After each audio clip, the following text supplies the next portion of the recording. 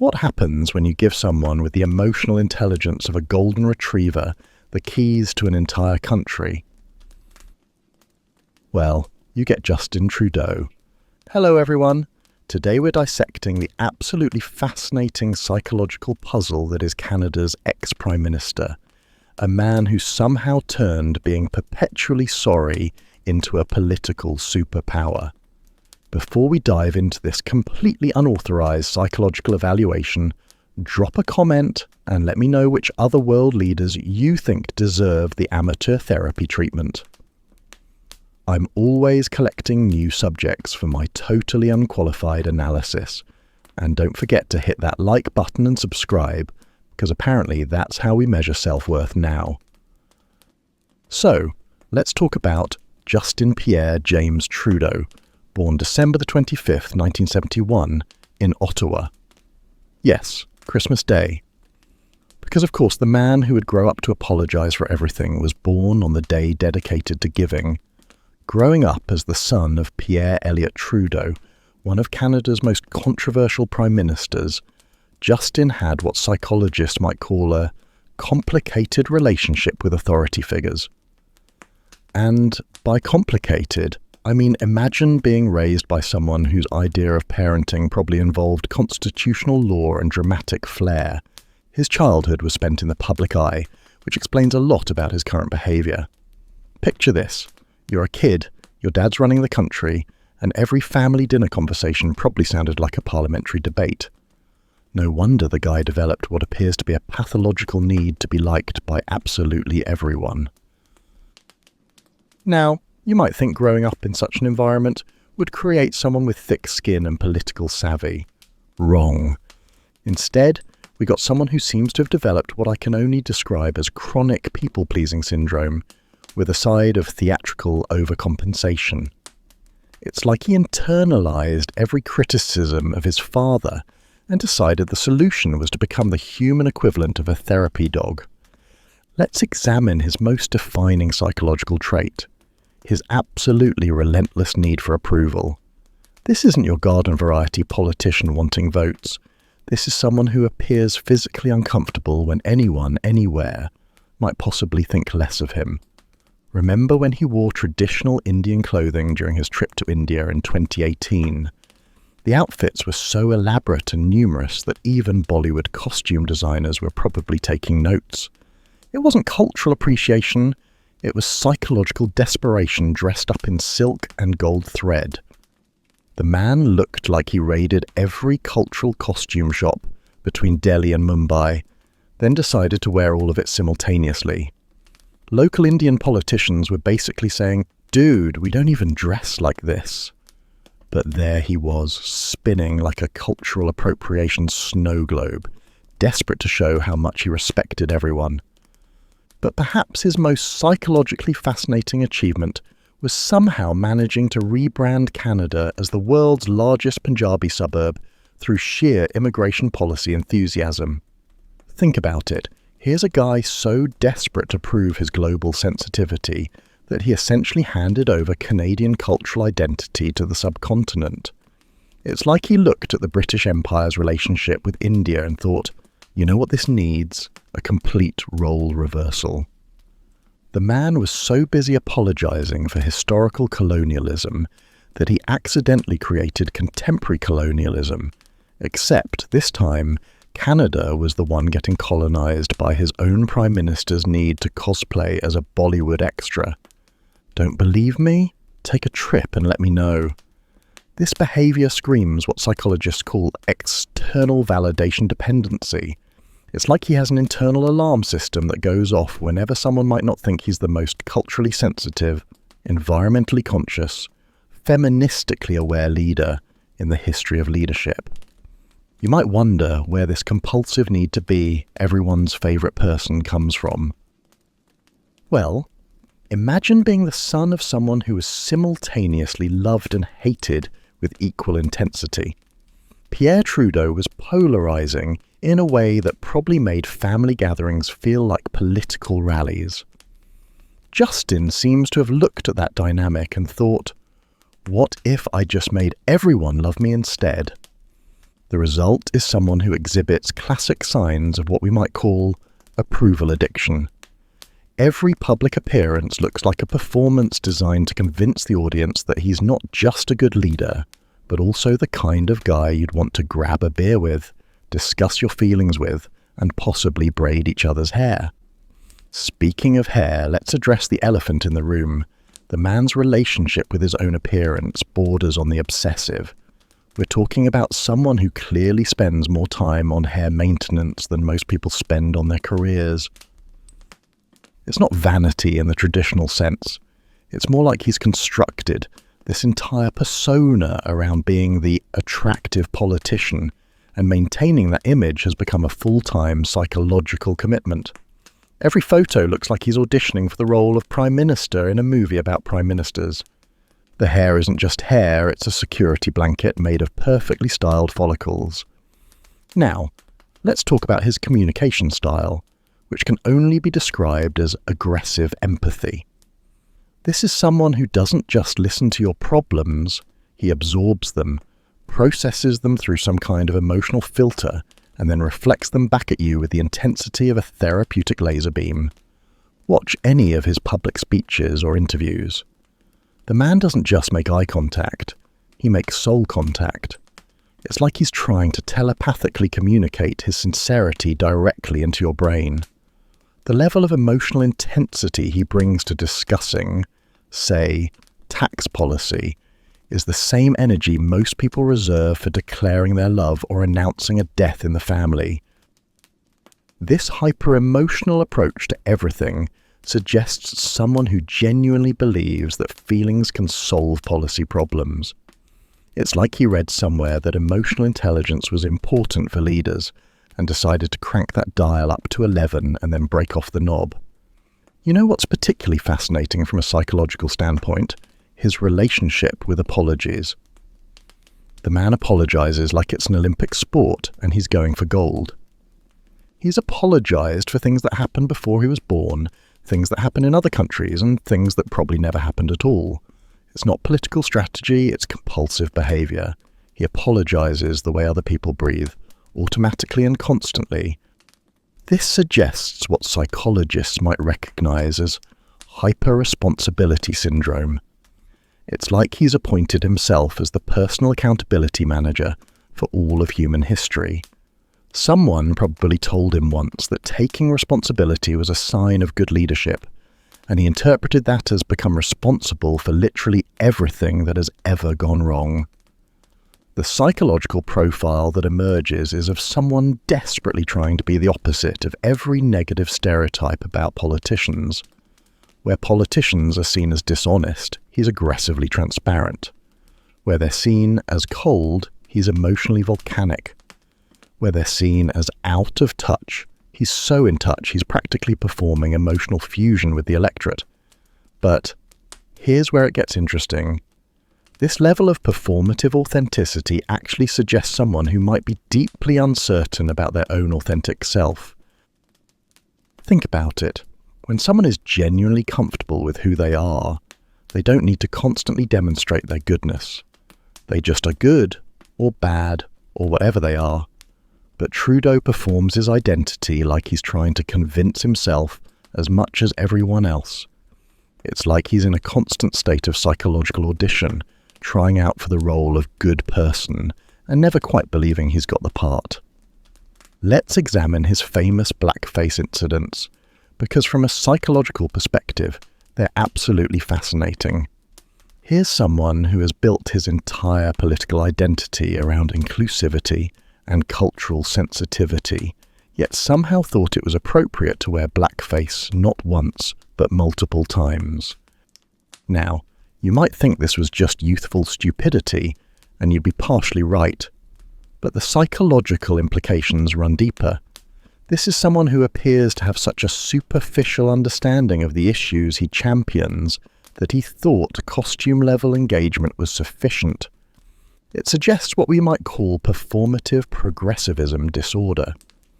He seems to genuinely believe that if he says the right things and makes the right gestures, the actual substance becomes secondary. It's like he confused being an ally with being an actor playing an ally.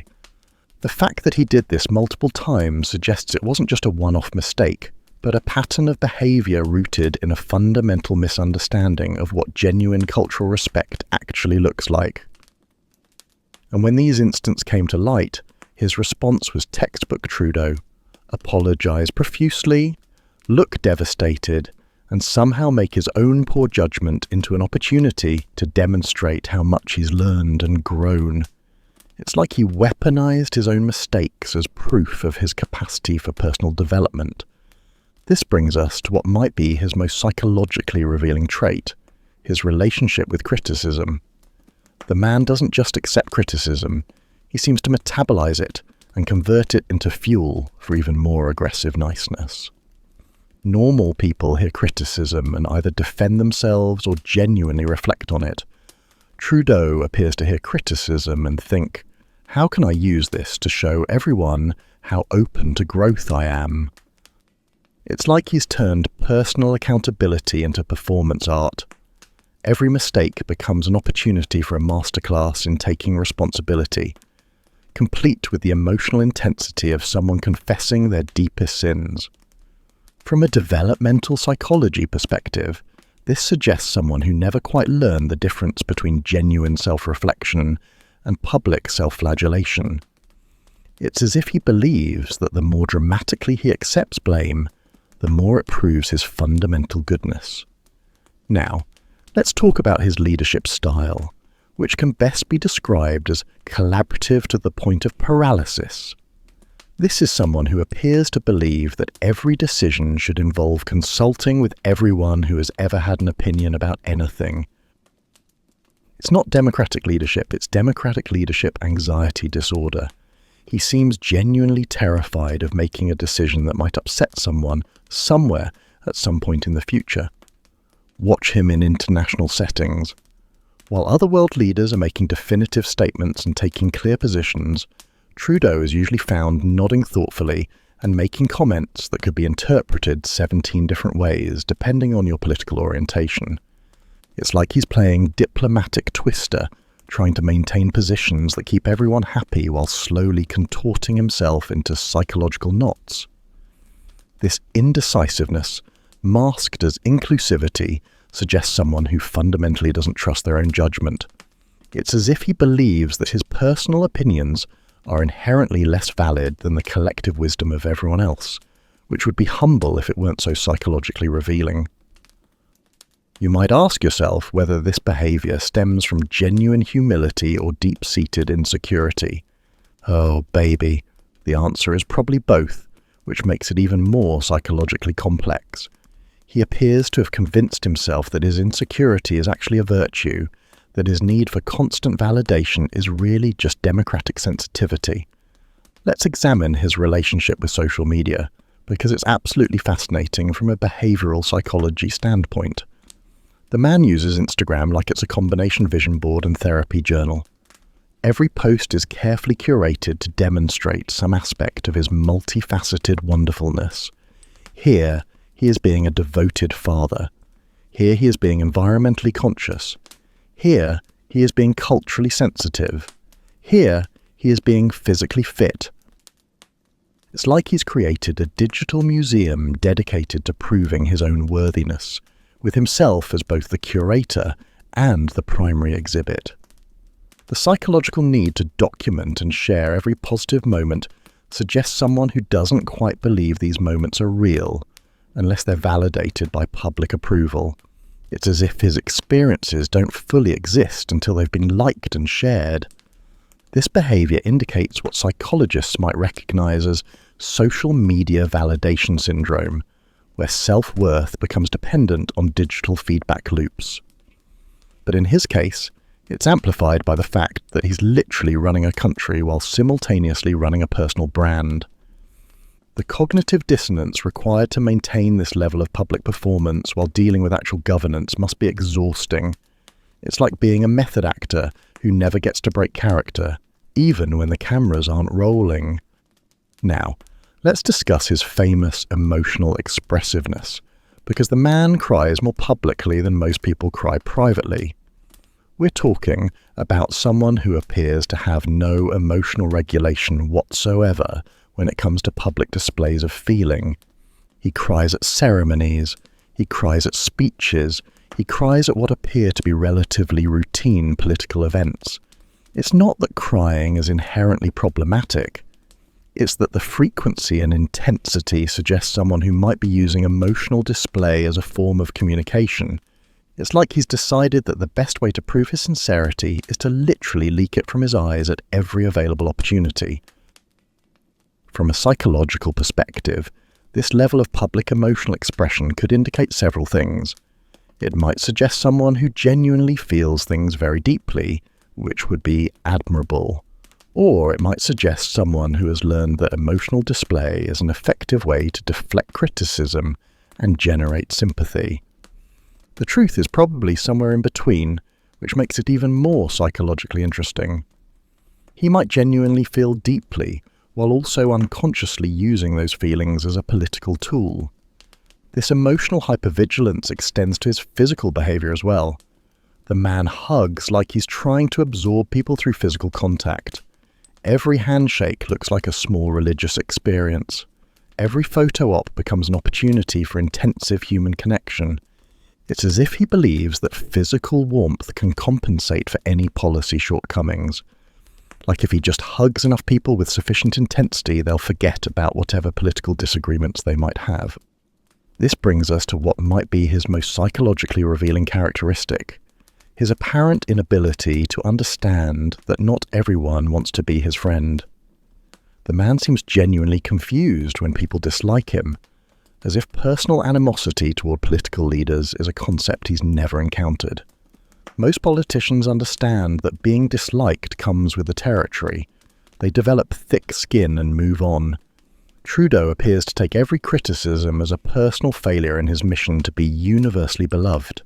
It's like he's stuck in a psychological framework where political opposition equals personal rejection, and personal rejection is something that must be fixed through increased niceness and more elaborate demonstrations of good intentions.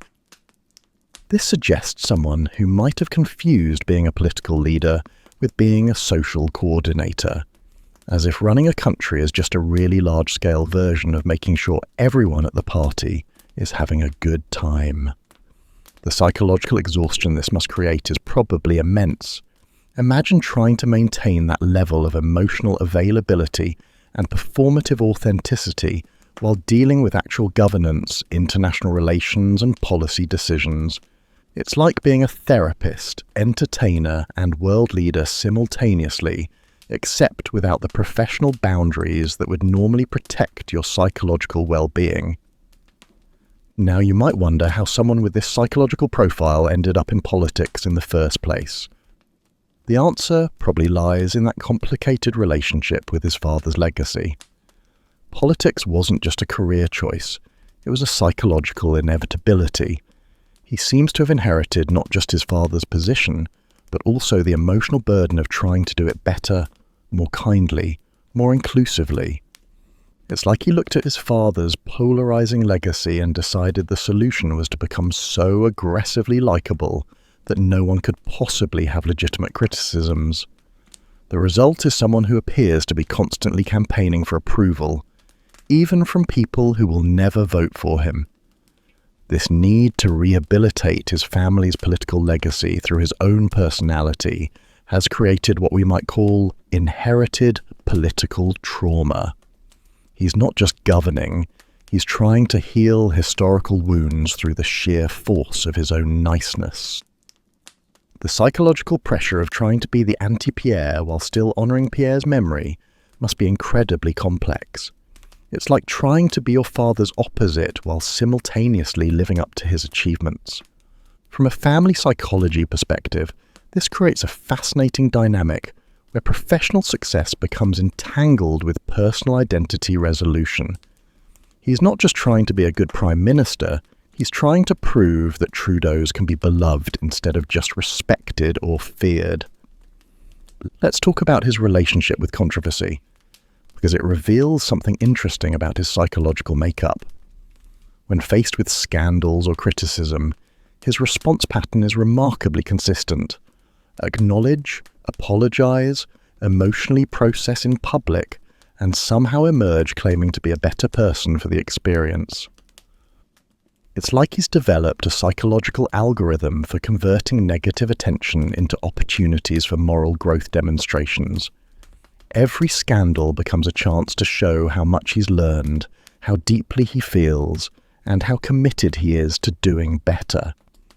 This suggests someone who might have learned early in life that mistakes could be transformed into evidence of character through sufficient emotional labour and public contrition. The SNC-Lavalin affair, the WE charity scandal, the blackface incidents, they all followed the same psychological pattern. Initial defensiveness, followed by elaborate acceptance of responsibility, followed by emotional processing that somehow positions him as the real victim of his own poor judgment. It's like he's mastered the art of psychological jiu-jitsu, using the force of criticism to demonstrate his own moral flexibility.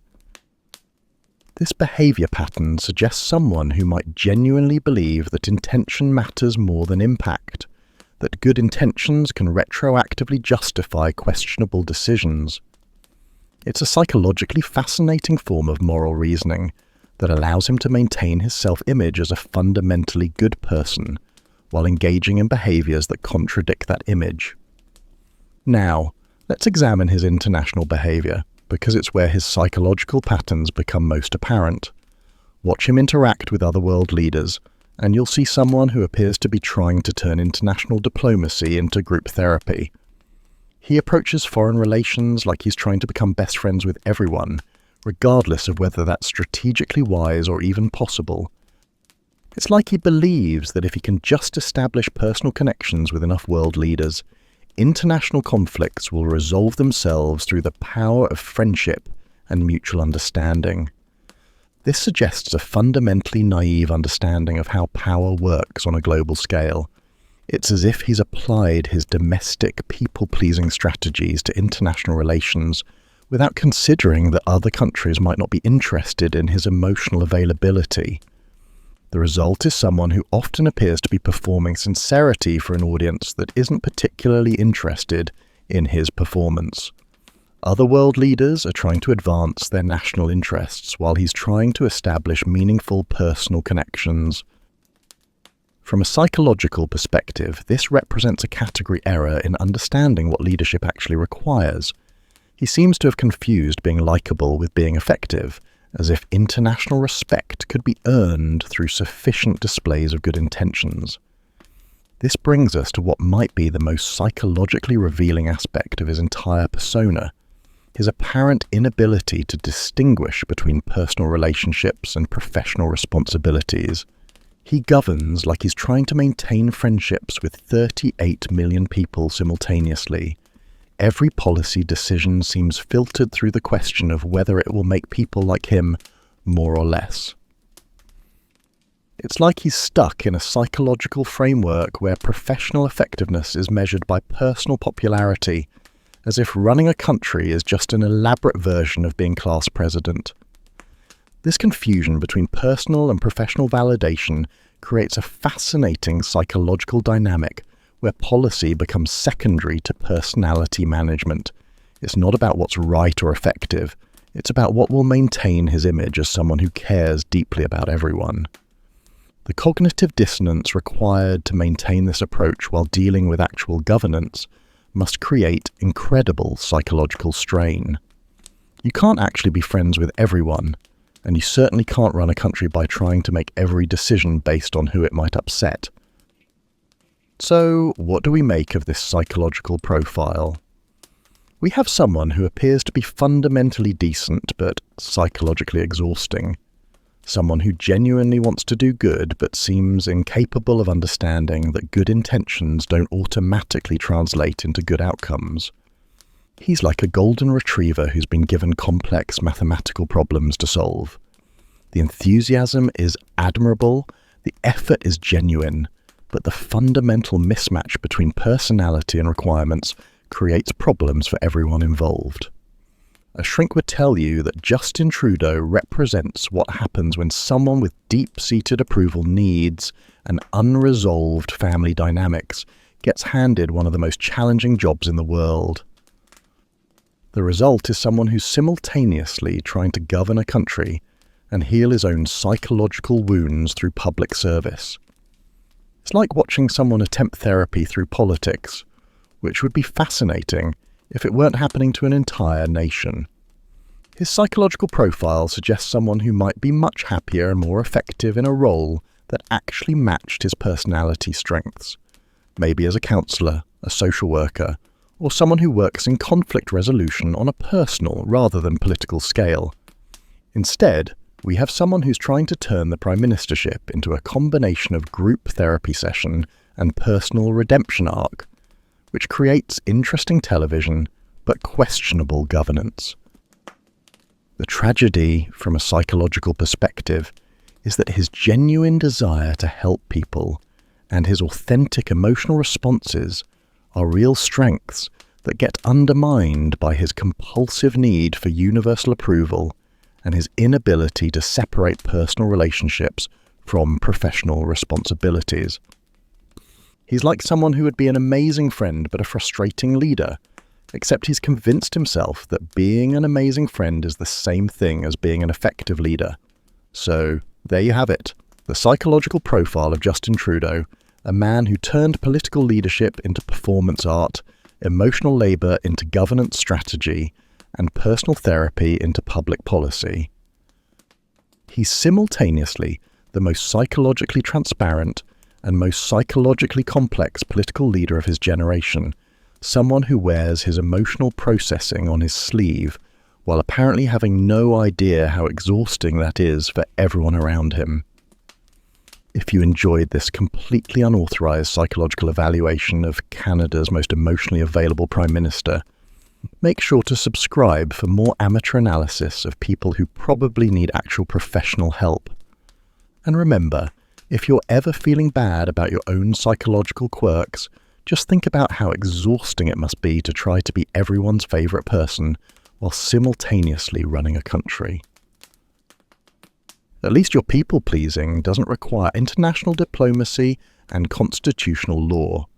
Until next time, this has been your friendly neighbourhood unqualified analyst, reminding you that sometimes the most interesting people are the ones who are trying the hardest to be normal. Stay curious, stay skeptical, and maybe don't elect your therapist to public office.